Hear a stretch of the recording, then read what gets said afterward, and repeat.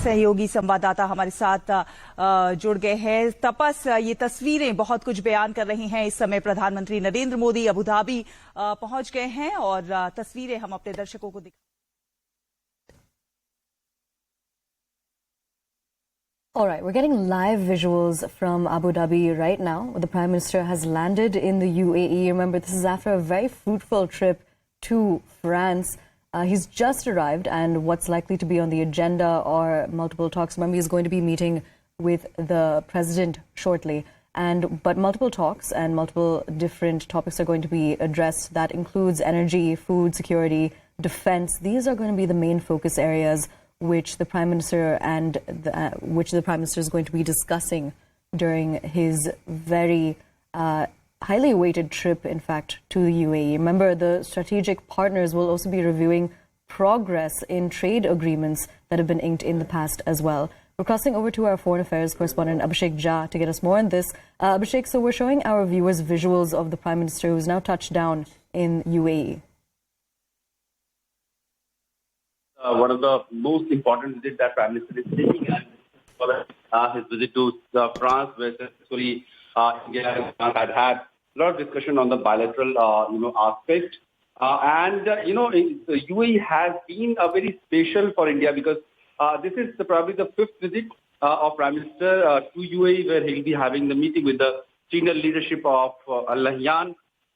And, beyond that, UAE happens to be a very close trade partner, partner which has been able to supply India essential fuels, and also strategically located. UAE has become a member of quadrilateral grouping that India, US, Israel are the other partner countries. That is I2U2. In that context, Prime Minister's visit to UAE is very important. And though this is a very short visit, the Prime Minister will be staying here for probably half a day, and there he will be having a meeting with so many of the senior leadership of, this country. But still, India's growing presence in the Gulf is something, and India's outreach to the Islamic nation is something that this visit conveys a very strong message about.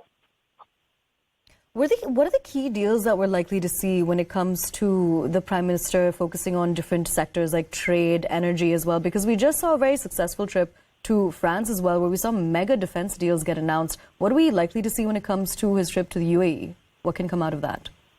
So clearly, the Prime Minister will be talking about a lot of geopolitical issues. Of course, fuel has been one of the issues that has marred the global economy. India happens to be dependent on 80% of its crude on import. So how to have those sustained supply of fuel from the Gulf nation is something that India would be trying to talk about. Of course, there is a huge, about 3 to 4 million Indian diaspora who live in UAE, and how to, protect their rights, how to extend them a proper civilian basic, rights and facilities in UAE as a workforce that India has been raising with UAE government in the past. And beyond that, food security. A lot of, in terms of UAE, if we say, UAE does not produce the food for its own self, and it is dependent on import. India can provide a lot of food, grain, vegetables, and other essential kitchen commodities to the UAE and other Gulf countries. So what are the ways, how can it be facilitated more? It's something that the two sides will be talking about. Prime Minister will be having a talk with Sheikh Mohammed bin Zayed Al Nahyan, who is the president of the UAE and ruler of Abu Dhabi. This currently what is the issue in the globe, that is energy security, food security, fuel security, are three major aspects of this bilateral visit that Prime Minister Modi and President of Abu Dhabi Al Nahyan will be talking about. In terms of geopolitical issues, Russia-Ukraine war is something where India and UAE have been engaged with both the warring side in the past also, and they continue to be engaged with that. UAE is also going to be, the US ruler is also going to come to India during G20 summit level talk.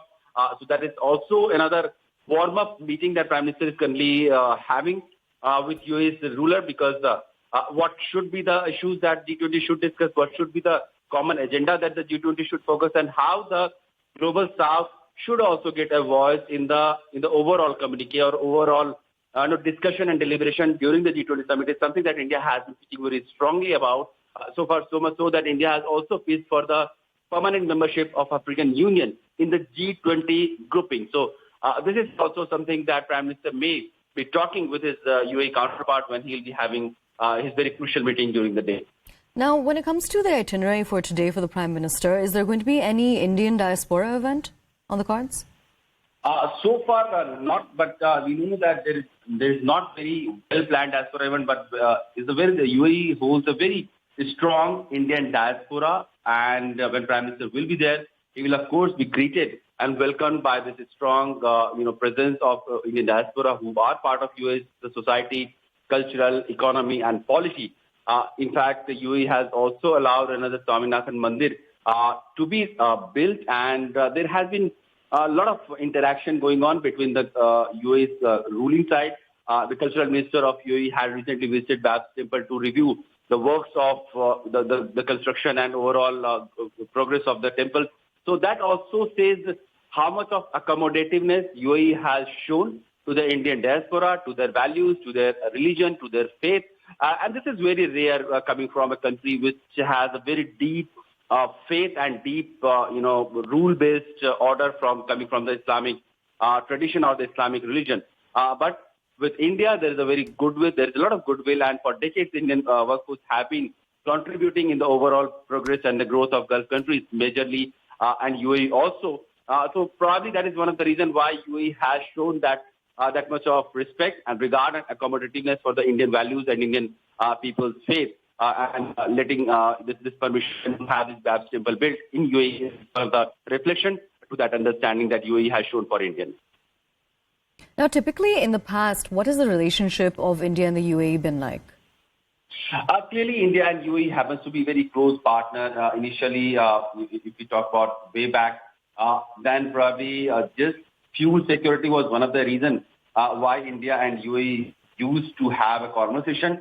But over the past several decades, we have seen a very fast-changing global geopolitical landscape where Gulf countries have not essentially become part of this whole global fuel supply chain, but also their strategic advantage have also increased. So in that section, India is trying to build a very strong defense ties also with the Gulf countries, and UAE happens to be one of the major country of Gulf, and in that respect, having a very good and robust multi-faceted relationship with UAE is very important.